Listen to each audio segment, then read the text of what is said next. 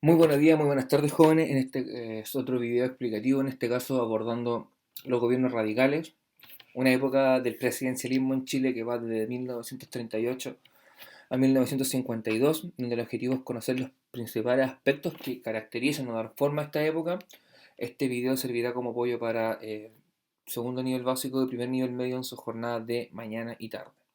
En la parte inferior están el correo electrónico y el número de teléfono con el que se pueden comunicar con uno para dudas o consultas. Bien, la clase anterior habíamos hablado sobre el presidencialismo, ¿ya? El comienzo del presidencialismo en Chile, marcado por hitos como la Constitución del 25, la misión Kemmerer, la crisis del 29, una época de anarquía o inestabilidad y el segundo gobierno de Alessandri. Bien, los gobiernos radicales, chiquillos, como ya dijimos, es una época de la historia de Chile que va desde el año 1938 a 1952, donde gobiernan tres presidentes: Pedro Aguirre Cerda del 38 al 41, él fallece durante su mandato; Juan Antonio Rivas del 41 al 45 también fallece al final de su mandato; y Gabriel González Videla, que es el único que logra terminar su mandato. Bien, eh, la época de los radicales se caracteriza por la idea de potenciar la educación ya como un medio de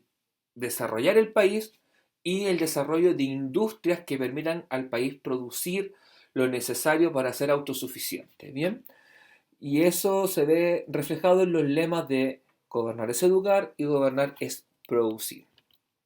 Bien, Pedro Aguirre Cerda es electo presidente en el año 1938 con un 50.45% de los votos. Prácticamente una elección muy reñida con Gustavo Ross, que se puede considerar un empate técnico, donde hay poco menos de un punto de diferencia, ¿ya? Y Pedro Aguirre Cerda logra salir presidente debido a una alianza que generaron los radicales con los partidos comunistas, con el Partido Socialista, que logran formar lo que se llamó el Frente Popular, ¿ya? Como se ve a la derecha, hay un afiche de celebración en honor a la victoria de Pedro Aguirre Cerda. ¿Ya? La Corfo, o Corporación de Fomento, es piedra angular del desarrollo de los gobiernos radicales y su proyecto. ¿Ya? La Corfo surge en el contexto del terremoto de 1939 en Chillán. Era necesario reconstruir el país tras el terremoto, por lo que se necesitaban materiales y recursos. Es ahí donde surge la Corfo, Corporación del Fomento, eh, para impulsar el desarrollo del país a través de la entrega de financiamiento, créditos, subsidios, préstamos, como le quieran llamar, ¿ya? Y así potenciar el desarrollo de un modelo industrializador en Chile, que es el modelo EASY. Bien, a la base de todo lo anterior está la teoría de la dependencia. En palabras simples, establece que hay países que son dependientes económicamente y países independientes económicamente. Los países dependientes son, por lo general, países subdesarrollados porque no tienen capacidad industrial, no tienen capacidad de satisfacer todas las necesidades de su gente. Por lo tanto, requieren de mercados externos y quedan expuestos a mercados externos. Mientras que un país independiente es un país industrializado que logra satisfacer la necesidad de su gente a través de la producción interna. ¿Ya? Según la teoría de la dependencia, se establece que Latinoamérica es una región dependiente económicamente. Bien, y esto está en el contexto de la crisis de 1929, donde hay un sistema económico mixto. Se plantea la necesidad de un sistema económico mixto donde el Estado tenga un rol importante en la actividad económica y no sea solamente dejado en las manos de las empresas privadas. Bien. Y es así como surge el modelo EASY. El modelo EASY tiene a la base estos principios de la teoría de la dependencia. ¿Qué busca establecer? Que Chile sea un país con una capacidad industrial que le permita, en el fondo, satisfacer las necesidades internas de la gente y no dependa de mercados externos. Es decir, todo lo que necesite un chileno para vivir se pueda producir acá. Desde ropa, tecnología, herramientas, etcétera, etcétera, etcétera. Bien, este modelo se aplicará en Chile hasta la década del 70. hasta cuando ya comienza la dictadura militar, se cambia el modelo hacia uno de corte neoliberal, privatizador, donde toman importancia las empresas privadas y el Estado deja de participar en la economía. ¿Ya? El modelo ICE en Chile tenía dos etapas o dos fases. La primera se logra aplicar, que es el desarrollo de industrias en sectores estratégicos, mientras que la segunda, que busca desarrollar una capacidad industrial en mayor escala de producir bienes elaborados, no se logra aplicar en Chile. La razón principal viene dada porque la oligarquía, la clase económica poderosa del país que tenía el potencial de poder desarrollar estas inversiones, no lo hizo porque se quedó con una mirada centrada en la agricultura y el rentismo. El rentismo es un concepto que estará definido al final, pero que tiene que ver principalmente con obtener ganancia a través de la renta, del pago de un impuesto, un sobreprecio. No en el desarrollo de una actividad elaborada, no el desarrollo de tecnología. Y es por eso, chiquillos, que hasta el día de hoy Chile es un país que no desarrolla tecnología. Es un país que, a pesar de tener los recursos minerales para poder desarrollar tecnología, no lo hace. Bien, ahí hay ejemplos de empresas. La Llanza se centra en la industria azucarera. Hasta el día de hoy tú puedes encontrar azúcar Llanza, pero hoy en día está manejada por privados. La ENAP, la Empresa Nacional del Petróleo, ya que tiene su refinería en Concón, por ejemplo, fue pasada a capitales privados. La empresa Endesa es la que produce ya energía eléctrica en Chile. Pasó a estar en manos de empresarios españoles. Chile Films, que producía películas, prestaba los sol para los canales de televisión, para muchos programas, hoy en día es parte de privados. La compañía de acero del Pacífico, la CAP, de la que viene Huachipato, el equipo de fútbol, producía acero que se extraía en la cuarta región y se llevaba a lo que es la octava para trabajarlo en una usina, que es el nombre que tiene esta puede decir, infraestructura, industria que se dedica al trabajo del acero. Hoy en día está en manos privadas. La Empresa Nacional de Minería, la ENAMI, creo que también está en manos de privados. O sea, prácticamente todo esto se privatizó, pero en su origen son del Estado. Fueron creados por el Estado chileno porque se entendían estratégicas para el desarrollo del país. La producción de petróleo, el trabajo en la minería, en minería de cobre, acero, el entretenimiento, energía eléctrica, el azúcar para el... ¿Ya? Todas tuvieron su origen en el Estado. Hoy en día prácticamente todas están en manos de privados. El Tratado Antártico, chiquillo, surge por la necesidad de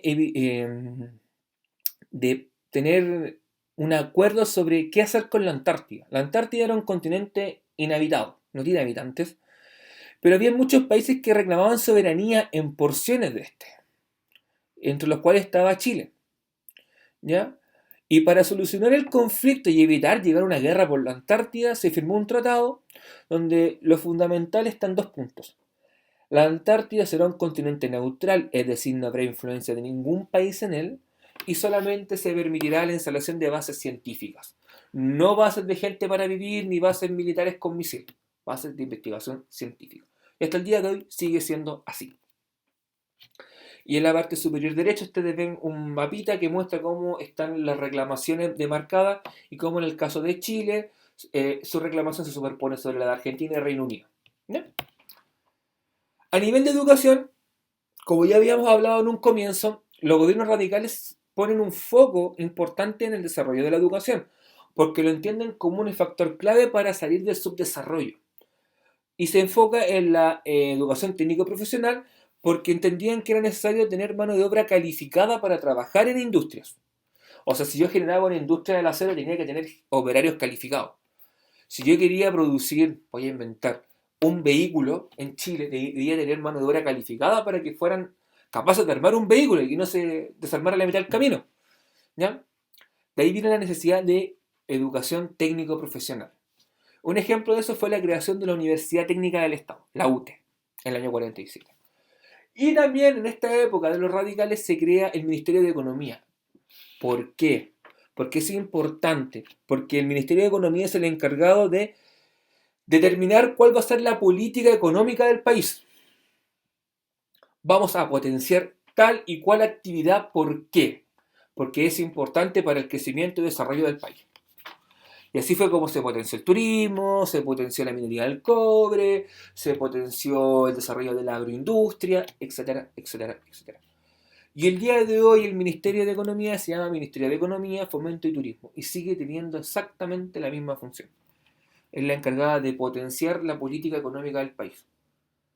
Dice, Chile tiene potencialidad en la agroindustria, ya, potenciémosla. Esa es la teoría. En la práctica sabemos que se queda ahí como que no tiene mucho peso. Bien, ¿por qué dejamos aparte a Gabriel González Videla? Él es el último presidente radical, llega al poder a través de una alianza entre radicales, demócratas, cristianos y comunistas. ¿Por qué?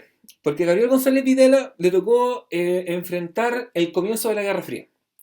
Conflicto entre ideológico, de ideas, de modelos de desarrollo y crecimiento de países entre Estados Unidos y la Unión Soviética.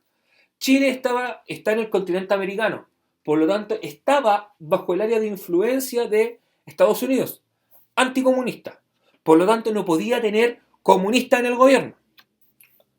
Por lo tanto, se vio, yo creo que hasta cierto punto, en la obligación de promulgar la ley maldita.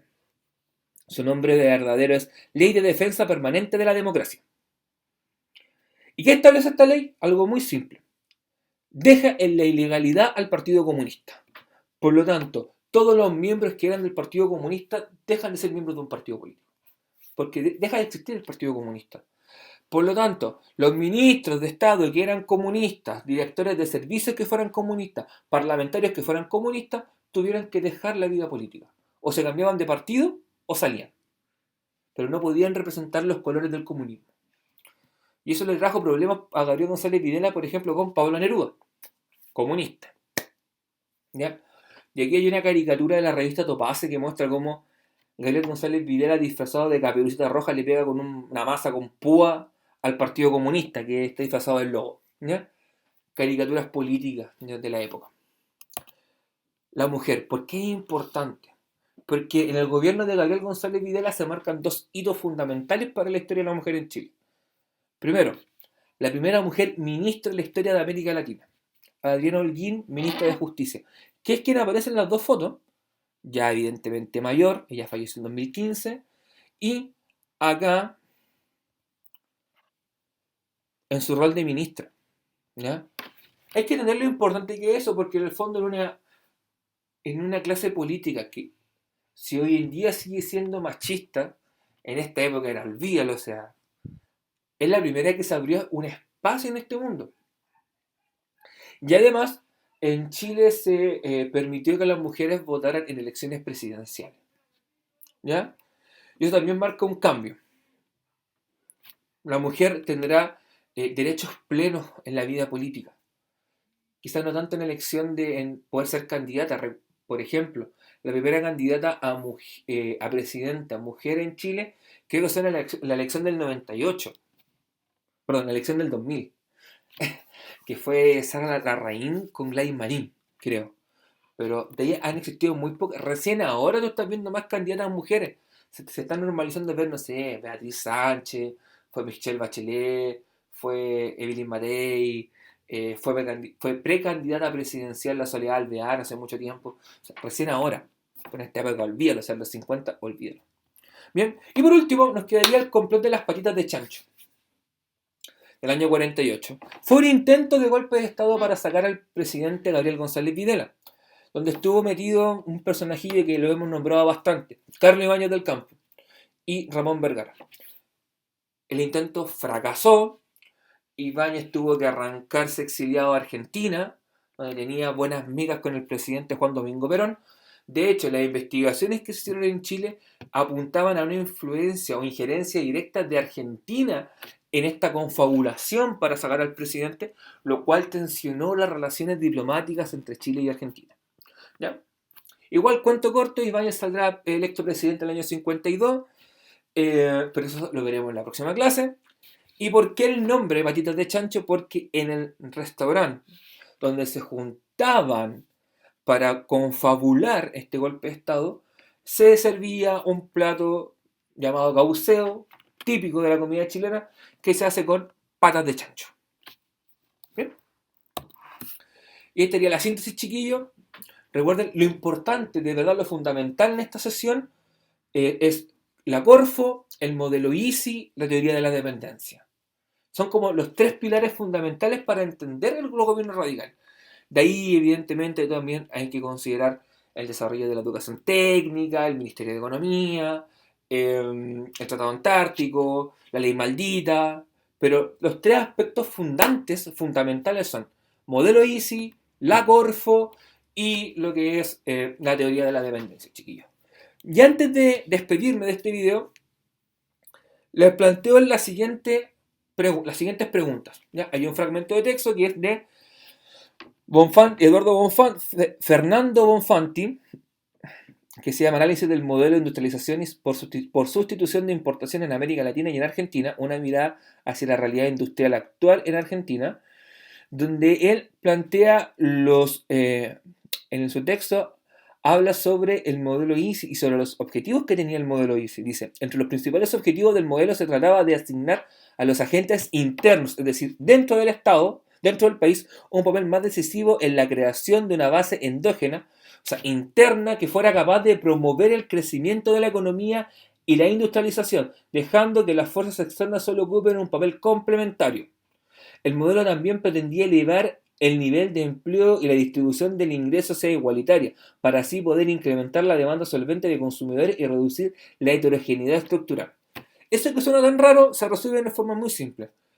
El objetivo del modelo Easy era que dentro del país, dentro del territorio, se creara una base productiva que permitiera el crecimiento de la economía y que el país se industrializara, para no depender de forma decisiva de compras externas, o sea, comprar fuera del país. Porque además este modelo lo que pretendía era elevar el nivel del empleo, y a un nivel del empleo más elevado, mayor es la renta, mayor es la paga. Por lo tanto, se iba a distribuir de mejor forma el ingreso, la gente iba a salir de la pobreza y también se iba a poder la gente comprar más productos, haciendo que la economía funcione. Ya, según el texto, es correcto afirmar que el modelo Easy, industrialización sustitutiva de importaciones, busca desarrollar una economía exportadora de materias primas a los grandes centros industriales. No habla de eso. 2. Construir una economía que permita satisfacer las necesidades de la población mediante la producción local. Por ahí quizá va. 3. Desarrollar un sistema estatista que no permite la intervención pública en la actividad económica. Está mala de facto esa derecha, está completamente mala, porque no dice nada. D. Construir un sistema que potencie el emprendimiento de microempresas locales, fomentando un sistema de trueque, nada que ver. ¿Ninguna son correctas? No, la correcta es la B. Pregunta 2. Según el texto, ¿qué elementos caracterizan el modelo Easy?